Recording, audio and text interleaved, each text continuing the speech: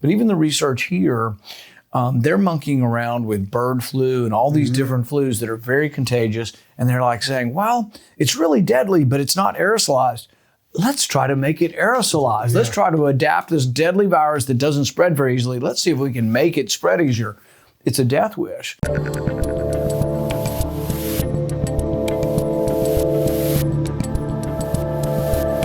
I'm Dave Rubin, and joining me today from Washington, D.C. is the just re-elected senator from the great state of Kentucky, Rand Paul. Welcome to the, as you called it, the dungeon Rubin Report. Glad to be with you. All right, so when we booked this trip, we knew we were going to do something post-election. We thought there was going to be some sort of red wave. Thought you guys were going to be in charge of the Senate. Can we pretend like we're still before the election and there still is the possibility of a red wave? Did not work out that way. How you feeling? You know, with my race, very good. We got the highest percentage we've ever gotten. I got about 62%. In most of our rural counties, we got between 70 and 80%. We had 10 counties, we got more than 85% of the vote, 10 counties, more than 80%, probably altogether about 50 counties, more than 70% of the vote. So that kind of shows a little bit of what's going on nationally. That was from rural counties. We do very well in rural America, not so well in urban America. So we have two cities in Kentucky, Louisville and Lexington, that are of any kind of significant size. We lose those 60-40. But I think that's part of the answer to, you know, how we do around the country. You see that we win the geography, we just don't win the population necessarily. How long do you think that can hold when people look at the map and they see basically an 80 to 90% seemingly red map, and then they see the population centers that are blue, the tension between those two areas? Well, something's got to give, but we're basically just about evenly divided. I mean, it's hard to believe you can have an election in Georgia and there's an almost even amount, I mean, almost exactly even amount of people on either side of the divide. Yeah. And I think people are voting more just which tribe they think they belong to. People say, oh, it's about candidate quality. Well, frankly, Dr. Oz was a great candidate. I've seen him campaign. He's a great retail campaigner. He was on daytime TV, you know, for goodness, for a decade or more. He's very good with people and very likable, very intelligent, can answer all the questions. And so I don't think he was defeated because he wasn't quality of candidate. I think it's that we're in sort of these separate camps.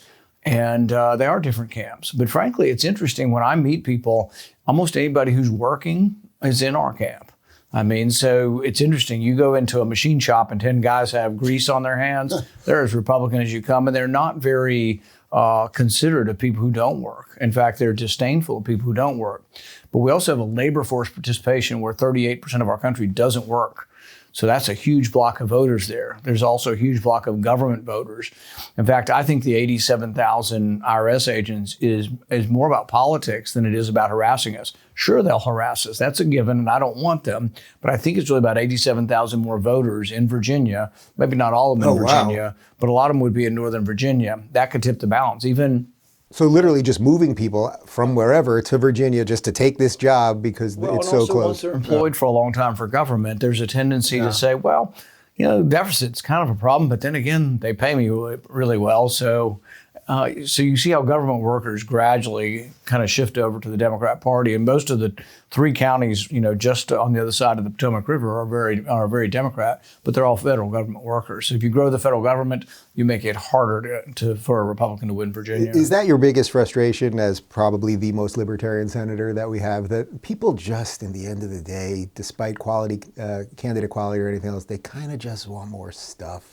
Sadly. Well, it is. And I talk about it a lot, you know, when I talk to folks at home and around the country. It's that what we're offering is intangible. We're offering the opportunity, we're offering freedom, the allure of what comes with it, one that you're left alone to do whatever the heck you want to do, but also that great prosperity comes with freedom.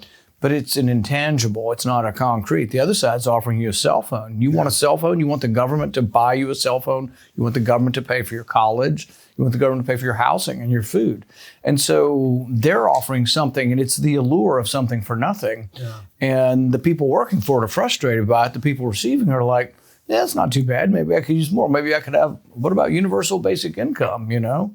So if things had gone a little bit differently and the Senate had broke red, would you be licking your chops right now, figuring out what to do with Fauci and figuring out what to do? We still are going to try. It's obviously not ideal, but I'm going to try hard to convince the Democrats. I sent I don't know if you read Nicholas Wade's article in Medium. This came out about a year ago, and it was the article that awoke everybody. I hadn't even paid much attention to the lab leak until I read his article. It's like 40, 50-page article.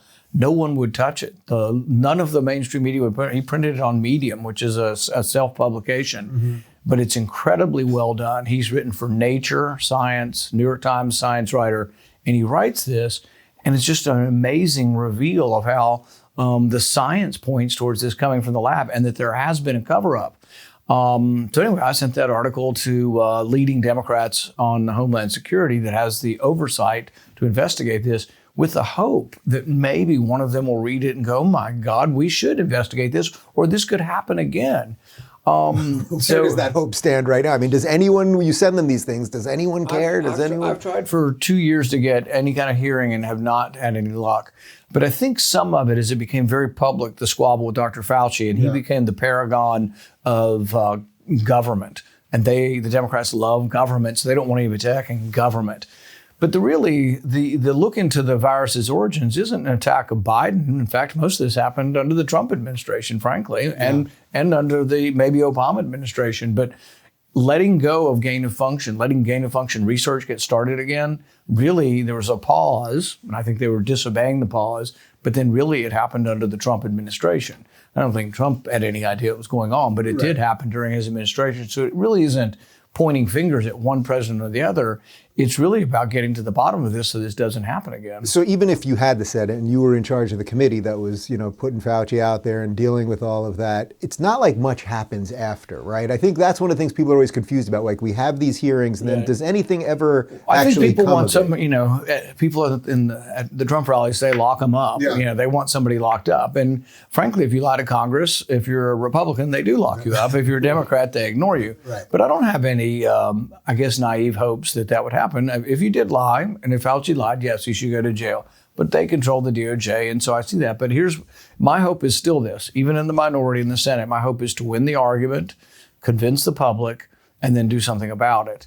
And that doesn't mean necessarily someone goes to jail. What it means is that we regulate gain-of-function research. Our tax dollars, number one, shouldn't go to Wuhan, China, period. I don't even say, even if they're, just trying to discover penicillin, I wouldn't send them the money to do it because I don't trust them. And we don't have any money. We're borrowing it from them to send it to them, so it doesn't make any sense. So I wouldn't send any money to most foreign countries for research. Let's do some research here. But even the research here, they're monkeying around with bird flu and all these different flus that are very contagious. And they're like saying, well, it's really deadly, but it's not aerosolized. Let's try to make it aerosolized. Let's try to adapt this deadly virus that doesn't spread very easily. Let's see if we can make it spread easier. It's a death wish. So we did have one subcommittee hearing, and I had 3 scientists come in. They're not partisans. I don't even know their political persuasion. In fact, I think some of them lean Democrat. One from Rutgers, one from MIT, and one who's a tech entrepreneur. All 3 of them came to independent conclusions, and they said this kind of research needs to be regulated by an independent agency like the Nuclear Regulatory Agency. So, for example, if you're making centrifuges in your basement in Miami, you're not allowed to sell them to Iran. Is that right, guys? We're going to have to. Yeah. So, and as much as I'm not for a lot of government rules, I am for that. That's for national security. You shouldn't be able to make, atomic weapons and sell them to people, or make the ingredients. Every libertarian has their limit. We just got yours. You can't build your own nukes. Okay. That's my arms limit. Yeah. But I would have the same kind of limits on DNA. If we make DNA synthesizers, and you can create a virus out of just the particles of it. So it really is and a virus can't survive without a host, but really they can create life now. We can create any virus we want to, and they can put it together, put the parts together, and then all it has to do is enter into a cell and it's alive. It takes over the cell and uses the cell to be alive. But we create them out of nothing. And all you need is the map. And so we should be regulating that, the machines that do it, the machines that help them to recombine the virus, and maybe some of the animals. So we have these bizarre things, these hybrid animals that are chimeric animals. They have mice that have human lungs. So what you do is you put a batch of virus in there that doesn't infect humans really well, and you put it in, and almost all of it dies, but a little bit of it lives, and then you run it through again and again, serial passage until it adapts to the human lungs. And you're like, oh, hey, we made this virus that doesn't infect humans. we selected out by pushing evolution. Evolution could randomly, something switches and becomes infected human. It's unlikely, but it can happen. This way you force it to evolve. By continuing to run it through human lungs that are in mice, you can force it to evolve in a direction to make it more adaptable to humans. And that's what people think. This thing came out of the lab and boom, it was incredibly infectious to humans. And the thing that one of the strongest arguments is it won't infect bats. We can't find an animal that is a native host to this. And they think almost all the coronaviruses come from bats. Well, how did this thing get so distant from bats so quickly without us seeing it somewhere else in the population for a year smoldering? Nobody has antibodies to this till boom, 2020, and then everybody gets it. Basically, you're giving me the beginning of the zombie movie, right? That's where this whole thing goes. So essentially, and realize the world went nuts. Completely, mostly Democrat governors, but even Republicans went nuts on this thing. Look at that, beating the crap out of people in China, locking people in their homes. This death rate was 0.3% in the end.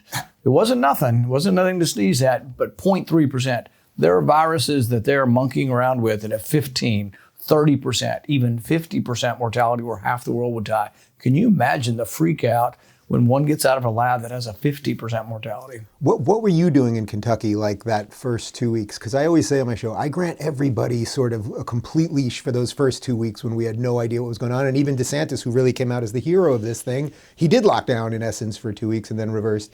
But as the Liberty guy, what were you doing and what kind of pressure did you guys get? I never favored the lockdowns, and I didn't vote for any of the money. I didn't vote for one penny of the COVID money because I always thought the choice was, the Republicans said, well, for shutting down the economy, we have to give people money. We can't just do that. And I said, well, maybe we could reconsider shutting down the economy. So I never was in favor of the lockdowns. And I, had hoped that maybe Trump would do it temporarily. But Trump succumbed. As much as he was portrayed as a strong character, he never fired Fauci. And his people kept saying, if you fire him, you'll lose the election. Well, he lost the election and didn't fire Fauci. Maybe he should have fired Fauci early on. And Fauci, Birx, they were all, big government people with decisions every day. They had a different opinion. Almost none of it was based on science. And still to this day, they won't acknowledge that natural immunity works. If you've had the infection, you have some protection. And this isn't to deny vaccines. They both work. Vaccines work. And so does natural immunity. And actually the combination of it's why people aren't as afraid of this disease anymore. But it's also why, as they start to mandate COVID vaccine on children, that we should say, well, hey, my kid already had COVID. Does he really need a COVID vaccine? Shouldn't I get that choice? And the question I keep asking, if my kid's already had COVID, what is the chance that he goes to the hospital and dies with a second bout of COVID? It's probably zero. In fact, I haven't seen a case where a kid had COVID unless the child is very, very sick from some other disease. And almost all the children that died under 18 were very, very sick and sadly were dying from some other disease. There were no like healthy children like, oh, my, healthy 10-year-olds playing in the yard gets COVID and die. Didn't happen. And so we shouldn't be forcing the vaccine on them, particularly because there are some side effects to the vaccine for children, particularly boys between the ages of 16 and 24, which just happen to be a lot of the kids in our military, the young men in our military, are at risk for heart inflammation. And that risk exceeds easily their risk for any kind of problem from COVID. And then, of course, Dr. Latipo in Florida, the Surgeon General, puts out that report, and then Twitter censors it, which is a whole other thing about censorship. But I know you're tight on time, so let me just ask you one other thing. So as we're taping this on Tuesday, supposedly Trump may make some sort of announcement tonight. Obviously, the big thing right now in the Republican Party is which way is this thing going to go? Is it going to be a Trump party or perhaps a DeSantis party? I know you founded the Liberty Caucus, right, with Ron DeSantis? Early on, we were allies up here. I knew him some from the congressional baseball game. He was a good baseball player. He played at Yale, and I can remember him coming to one of the early practices and hitting home run during practice, which is, for a bunch of old guys out there playing, is pretty impressive. So he was a good player, but he ended up having shoulder surgery at that time and didn't really play on the team, and then he ran for governor. So I don't know him real well, but I have met him. I've been impressed with what he's done. The other thing is, it is about who you hire in your administration. The fact that he's put forward this public health doctor who is telling it like it is and telling the truth and is not just an apologist for big government and unafraid. such that he's got big tech alarmed. I'm pretty impressed with that. What would you want to happen there? I'm not asking you for who do you like more, but in terms of, do you want them, if it's going to happen, to battle it out publicly, or would you rather it sort of be dealt with privately? Because there's just so many fights, it seems like, right now in the Republican Party. Always, it's funny how people come to politics like, well, why don't you just step aside, Dave, and I'll do it? And or you come to me and say, well, I would be better at the Senator of Kentucky. Why don't you just step aside and you can sort of give me some advice? No one ever does that. Yeah. So it never really works behind the scenes. So what happens is, if people have it inside them, and people in politics aren't shrinking violets, they believe they have some of the answers. And I think Trump would fall into that category. I think DeSantis would fall into that category. I think there's a half dozen others. If I had to guess, and this is just a guess, I think today Trump's going to announce. That's probably not a fairly easy guess. Mm-hmm. And then I think that at some point in time, DeSantis will announce as well.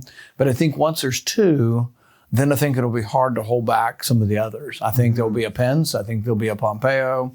They've all said they wouldn't run against Trump. Back in the mix?